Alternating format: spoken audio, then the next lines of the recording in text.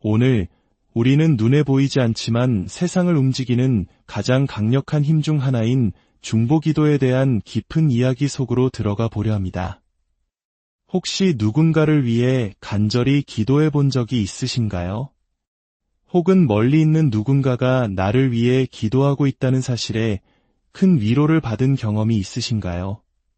본격적인 이야기에 앞서 만약 오늘 이 메시지가 여러분의 마음에 울림을 준다면 이 은혜를 주변의 소중한 이들과 함께 나누어 주시길 부탁드립니다. 여러분의 나눔과 구독은 저희가 이 귀한 여정을 계속하는 데 큰 힘이 됩니다. 이 영상을 통해 하나님의 크신 사랑과 평안이 여러분 모두에게 함께하기를 기도합니다. 이야기는 한 젊은 선교사가 아프리카에서 겪었던 생생한 체험으로부터 시작됩니다. 복음 사역을 준비하는 과정에서 중보기도는 언제나 가장 중요한 핵심 요소였습니다. 저는 젊은 시절 결코 쉽게 잊을 수 없는 특별한 경험을 통해 이 기도의 능력을 온몸으로 배우게 되었습니다. 아프리카의 선교사로 활동하던 어느 날 저는 한 선교지를 방문하게 되었습니다. 그날은 유난히 햇볕이 뜨거웠고 타는 듯한 갈증에 시달리던 저는 우물에서 물을 길어 마셨습니다. 하지만 그 물이 오염되었다는 사실을 저는 까맣게 모르고 있었습니다. 얼마 지나지 않아 저는 심하게 알아눕기 시작했습니다.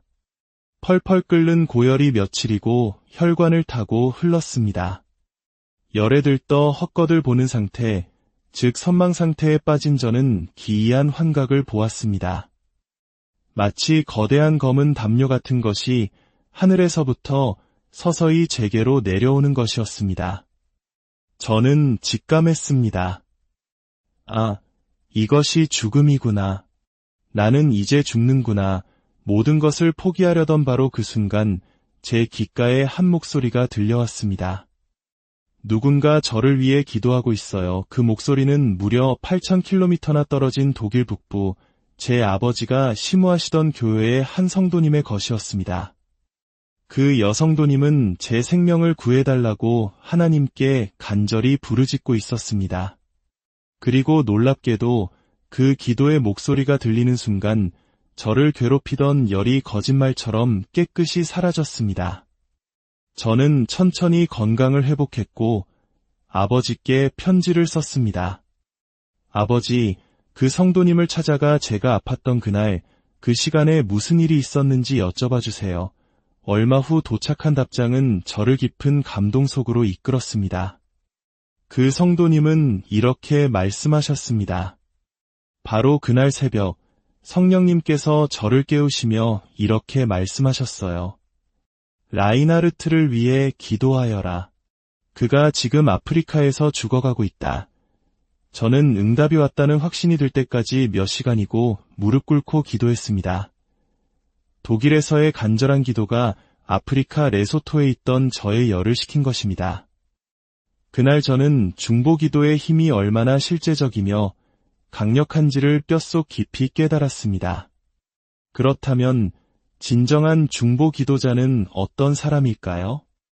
오늘 저는 4가지 중요한 자격 요건에 대해 이야기하고자 합니다. 첫째, 진정한 중보기도자는 하나님과 사람, 양쪽 모두와 깊은 관계를 맺고 있어야 합니다. 우리는 사람들을 알아야 하지만 동시에 하나님을 깊이 알아야 합니다. 성경에 나오는 아브라함은 하나님을 알았던 사람의 좋은 예입니다. 소돔과 고모라 성이 도덕적으로 극심하게 타락했을 때 하나님께서는 그들을 심판하기로 계획하셨습니다. 그리고 이렇게 말씀하셨죠. 내가 하려는 것을 아브라함에게 숨기겠느냐? 아브라함은 두 성이 멸망할 것이라는 소식을 듣고 하나님 앞에 나아가 그들을 위해 간절히 기도했습니다. 그는 하나님을 알았고 또한 그 성의 사람들을 알았기에 중보할 자격이 있었습니다. 그래서 그는 하나님의 친구라 불렸습니다.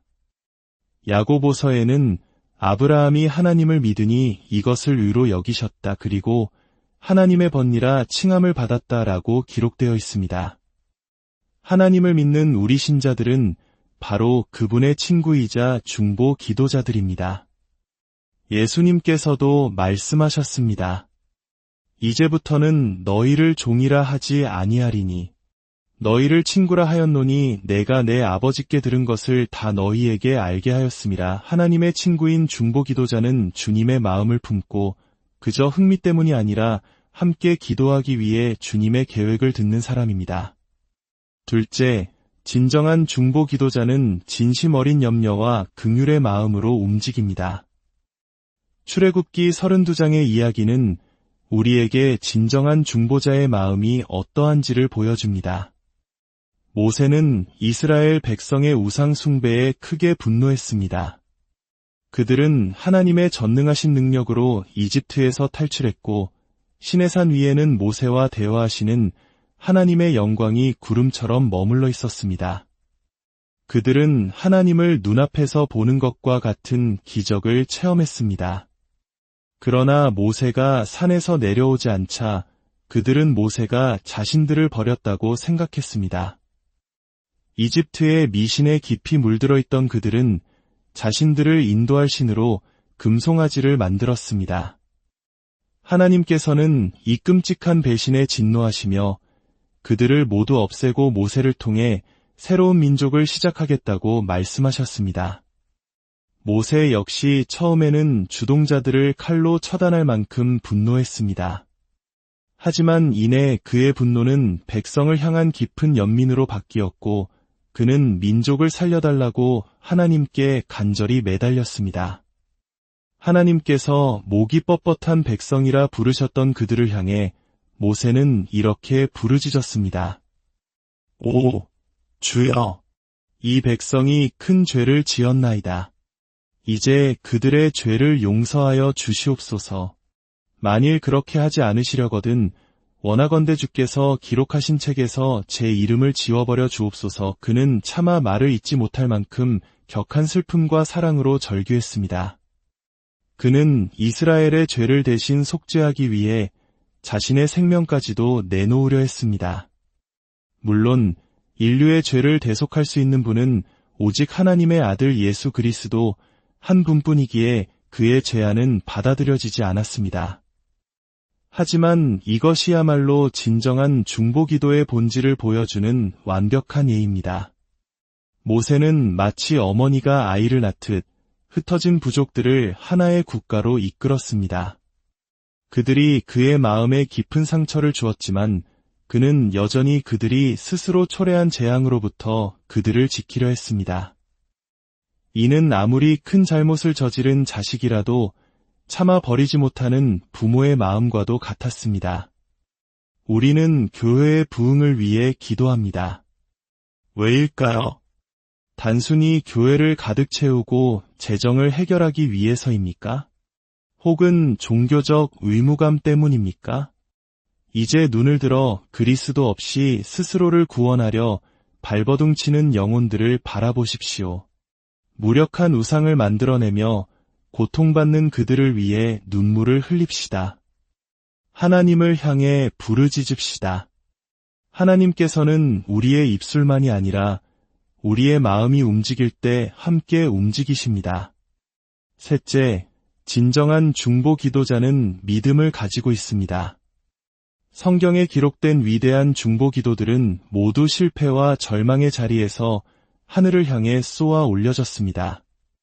믿음이란 하나님의 변치 않는 선하심을 신뢰하는 것입니다.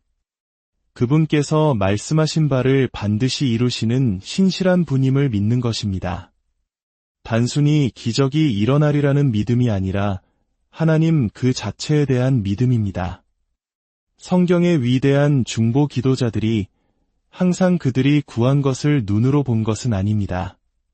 하나님께서는 아브라함의 기도를 들으셨지만 결국 소돔과 고모라는 멸망했습니다. 우리는 계속 기도해야 합니다. 그리고 모든 결과를 가장 선하게 인도하실 하나님의 손에 온전히 맡겨야 합니다. 마지막 넷째, 진정한 중보 기도자는 찬양과 경배를 기뻐합니다. 시편에 나오는 수많은 중보 기도 속에는 하나님께 영광과 존귀를 돌리는 찬양이 단 한 번도 빠지지 않습니다. 유일하게 어둠만 가득한 시편 88편에는 간구도 찬양도 없습니다. 진정한 중보 기도는 경배라는 날개를 달고 하나님께 올라갑니다. 간구와 찬양은 동전의 양면과 같습니다. 시편 105편 3절은 말합니다. 여호와를 구하는 자들은 마음이 즐거울지로다. 진정한 중보 기도자는 하나님께서 해주시지 않은 일에 대해 불평하며 나아가지 않습니다. 신세 한탄이나 넋두리는 기도가 아닙니다. 세상을 위한 우리의 무거운 짐은 하나님께서 하실 수 있고 또 하실 일들을 기억하고 감사하며 기도할 때 비로소 가벼워집니다. 주기도문은 이렇게 시작합니다. 하늘에 계신 우리 아버지여, 이름이 거룩히 여김을 받으시오며 이것이 모든 참된 중보기도의 시작입니다. 그리고 그 끝은 나라와 권세와 영광이 아버지께 영원히 있사옵나이다. 아멘입니다. 한 나라를 구원하는 일은 중보기도에서부터 시작됩니다. 모든 사역의 절반은 바로 그곳에서 이루어집니다. 누군가는 스포트라이트를 받으며 복음을 전하지만 당신은 보이지 않는 골방에서 그를 위해 기도로써 지지하고 있을지 모릅니다. 그러나 하나님께서 주목하시는 사람은 바로 당신과 같은 사람입니다. 그러니 기도를 멈추지 마십시오. 당신의 기도가 누군가의 생명을 살리고 가정을 회복시키며 한 나라를 변화시킬 수 있습니다. 오늘 당신의 삶 속에서 중보기도의 놀라운 능력을 체험하시기를, 그리고 당신이 다른 이들을 위한 축복의 통로가 되기를 주님의 이름으로 축원합니다. 하나님의 크신 은혜가 당신과 함께